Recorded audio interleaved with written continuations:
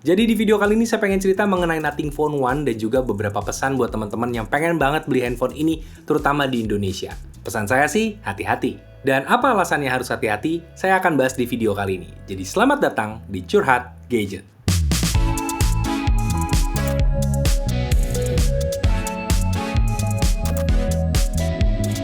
Action! Hi, I'm Wisnu Kumoro and welcome back to my video, dan ini adalah Nothing Phone One. Ini adalah smartphone yang lagi hype banget diomongin oleh para tech enthusiast terutama. Banyak yang bilang overhype, ada yang bilang emang sebagus itu, macem-macem banget opininya. Tapi di video kali ini, saya pengen curhat apa adanya tentang smartphone ini. Tapi sebelum mulai lebih jauh, saya pengen bahas sedikit mengenai spesifikasinya. Nothing Phone One ini ditenagai Snapdragon 778G+, dengan dua pilihan RAM, ada yang 8GB, ada yang 12GB. Untuk storage-nya juga ada dua pilihan, 128GB atau 256GB, dan sudah UFS 3.1. Untuk layarnya ini 6,55 inci bertipe OLED, memiliki refresh rate hingga 120Hz, support HDR10+, dan memiliki resolusi 1080x2400 pixel. Bagian layarnya dan juga bagian back covernya sudah dilapisi Corning Gorilla Glass 5. Dan untuk kameranya, ini memiliki konfigurasi 2 kamera 50MP di bagian belakang, dan untuk bagian depan ada 16MP kamera. Untuk baterainya 4500 mAh yang support fast charging 33W.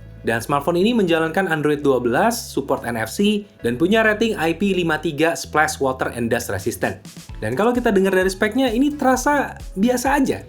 Dan memang biasa aja sebenarnya secara spesifikasi. Yang nggak biasa dari smartphone ini sebenarnya desainnya. Karena kalau kalian lihat, terutama dari bagian belakang, ini kelihatan banget berbedanya. Dibandingkan smartphone lain, ini jelas stand out banget gitu. Apalagi karena di sini juga ada yang namanya glyph. Ini adalah lampu-lampu yang ada di belakang dari smartphone ini dan ini memiliki beberapa fungsi. Di antaranya untuk notifikasi, kemudian juga indikator baterai ketika lagi charging, dan juga bisa jadi LED tambahan ketika kalian lagi ngerekam konten menggunakan kamera belakang, entah itu foto maupun video. Jadi ini memang tampak berbeda banget terutama dari belakang. Kalau dari depan, ini kayak handphone Oppo. Nih kalau nggak percaya, bagian depannya kameranya di pojok sini, ya kan? Kemudian ya, bentuknya ini kayak Oppo yang seri Z gitu loh. Reno Z itu kan bentuknya agak-agak iPhone-iPhonean gitu ya.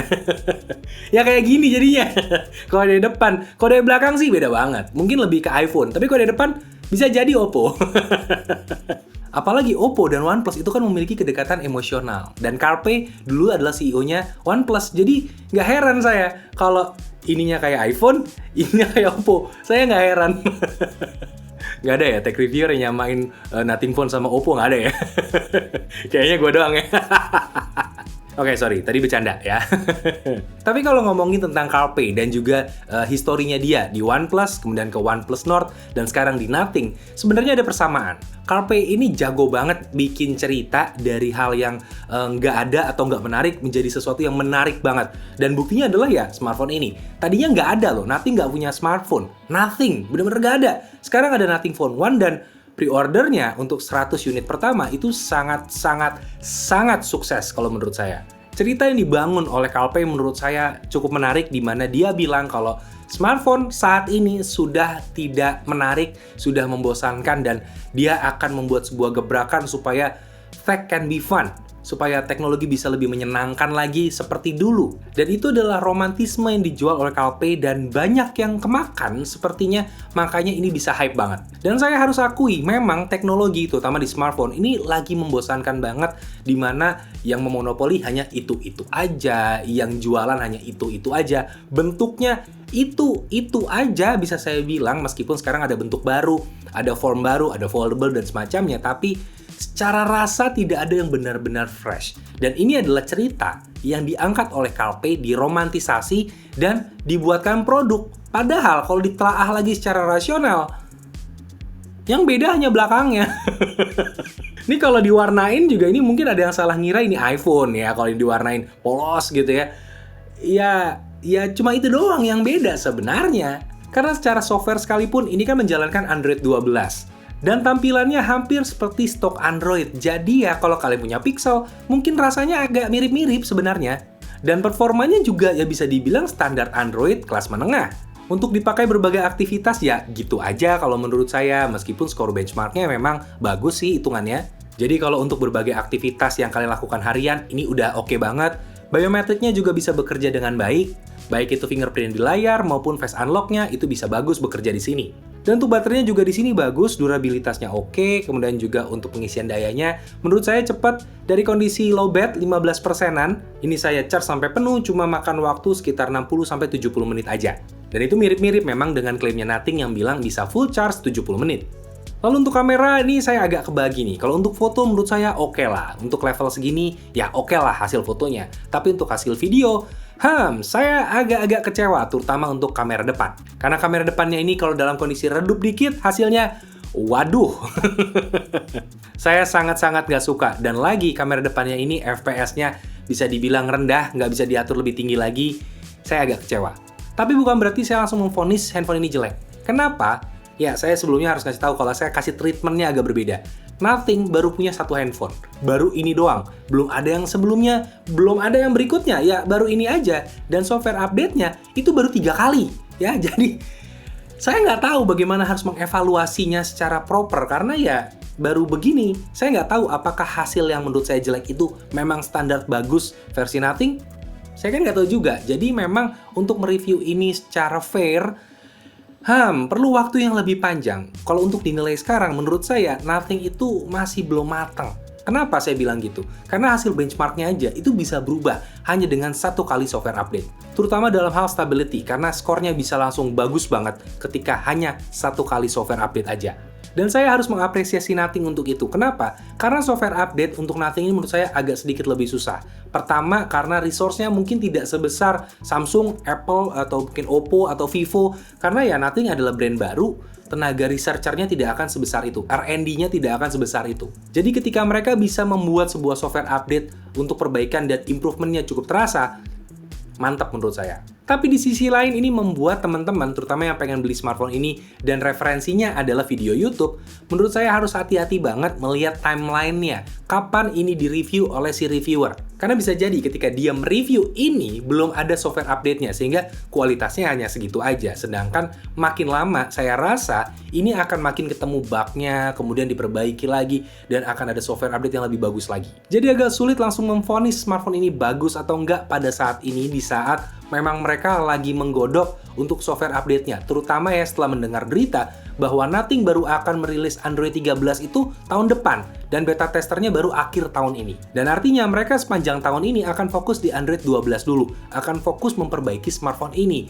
So, untuk di-review pada saat ini mungkin jatuhnya hipotesis ya. Tidak bisa kesimpulan akhir. Tapi saya paham ada opini berbeda yang mengatakan kalau ya smartphone meskipun masih berkembang, meskipun ini smartphone baru, tapi kalau udah dijual ke pasaran ya harusnya udah dalam keadaan matang, udah keadaan siap, udah keadaan yang perfect lah bisa dibilang seperti itu. Terutama dari konsumen yang casual, itu saya paham banget mereka bisa dibilang kurang peduli dengan hal-hal seperti itu. Tapi realitanya memang Nothing Phone ini di awal menarget para tech enthusiast, bukan para casual user sebenarnya. Bisa dilihat dari brandingnya, dari gaya komunikasi dari si KLP itu sendiri, dari gaya komunikasinya Nothing, semua itu menarget tech enthusiast, terutama yang bosan dengan dominasi smartphone pada saat ini. Jadi ya kalau untuk kalian yang casual user, saya tidak menyarankan kalian beli Nothing Phone One ini saat ini. Mendingan belinya tahun depan kalau emang bener-bener pengen. Karena kalian tidak akan tahan untuk mengikuti proses dan juga perkembangan dari smartphone ini. Mungkin terlalu lama, mungkin fiturnya jadi terlalu jelek bagi kalian pada saat ini. Sebaiknya tunggu aja ketika ini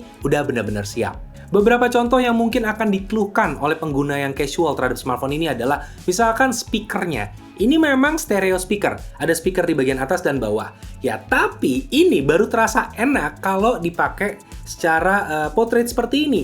Karena kalau landscape, ini tidak imbang antara yang bagian bawah dengan yang bagian atas. Jadi kalau kalian secara portrait kayak gini, nonton misalkan TikTok atau mungkin IG Reels gitu ya, ya enak-enak aja kayak gini karena audionya center, di tengah keluarnya, atas dan bawah. Tapi ketika mulai nonton Netflix, YouTube dengan cara seperti ini audionya lebih kencang yang kanan atau yang bawah, atau kalau kalian kebalik ya, yang kiri berarti. Jadi tidak proper. Loudspeakernya tidak balance ini volumenya.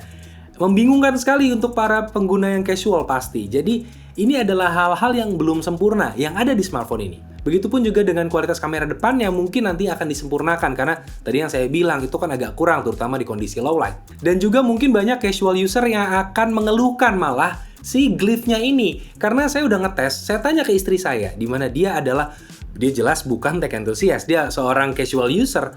Pendapat dia tentang Glyph ini adalah wah, norak banget.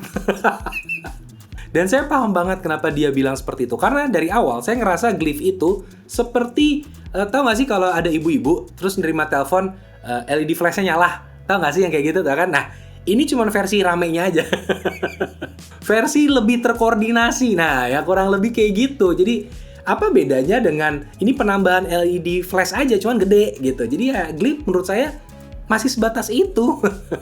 Dan juga bayangkan deh, kalau kalian ke bioskop, ini kalian kantongin ya, kemudian nerima telepon, ada notif masuk. Wah, itu kelap-kelip, itu kantong kalian. Jadi menurut saya sebenarnya Glyph ini ya, kalau ada yang bilang gimmick ya terserah. Karena saya juga sebagian setuju dengan dibilang gimmick sih.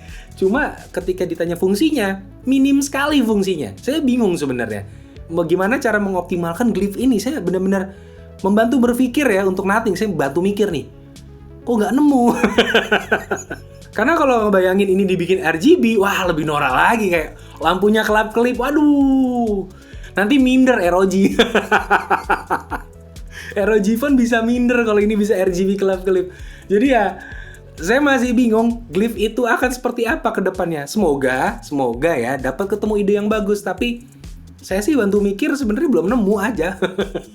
Dan juga beberapa hal lain yang secara personal, tapi ini personal banget, masalah taste. Saya tuh nggak suka dengan wallpapernya. Saya nggak suka dengan widgetnya. Saya nggak tahu ya, layoutnya aneh aja buat saya. Saya nggak tahu ada apa dengan art dari Nothing ya, kayak apakah selera saya yang terlalu tua atau mereka yang terlalu edgy, saya nggak ngerti ya. Tapi yang jelas kok wallpapernya terutama jelek. Dan kurang lebih sebenarnya itu alasan kenapa kalian kalau mau beli smartphone ini, ya terutama yang di Indonesia, harus hati-hati. Harganya di sini tuh nggak normal kalau menurut saya, karena nggak sama dengan global. Ada penambahan harga yang cukup signifikan. Ini saya belinya tuh harganya di atas 10 juta. Ya ketika saya beli. Padahal harga aslinya itu mungkin cuma sekitar 7 jutaan. Jadi ada penambahan sekitar 30% lebih untuk smartphone ini. Untuk harga segitu dan dapetin smartphone yang belum mateng kalau menurut saya, itu sangat-sangat beresiko. Terutama buat kalian yang casual user. Tapi intinya saya pengen mengingatkan teman-teman, sekali lagi hati-hati terutama kalau budgetnya terbatas. Kalau kalian budgetnya terbatas, jangan beli ini saran saya. Jangan. Pilih aja brand yang menurut saya lebih jelas, terutama masalah service, masalah aksesorisnya. Karena meskipun ini tampilannya cakep ya, tapi ini saya takutnya kedepannya mengecewakan karena budget kalian terbatas. Kecuali memang kalian punya spare budget atau ini jadi smartphone kedua misalkan, ya silakan aja, tanggung resikonya sendiri. Karena ini sampai sekarang memang belum resmi ke Indonesia, paling nggak ketika saya bikin video ini. Nothing sendiri belum masuk ke Indonesia dan yang bawa masuk ini masih toko-toko online yang jual secara personal dan juga jual dalam skala jumlah terbatas. Dan untuk garansi saya nggak tahu bagaimana mekanismenya, tiap toko beda-beda. So, untuk yang budgetnya terbatas, jangan beli ini. Dan paling sekian curhat gadget saya untuk kali ini. Semoga kalian suka dengan videonya dan terima kasih buat teman-teman yang udah dukung channel ini, udah like videonya, udah subscribe, udah share. Terima kasih, dan terima kasih. Dan sampai jumpa di videonya Wisnu Kumoro berikutnya. Dadah!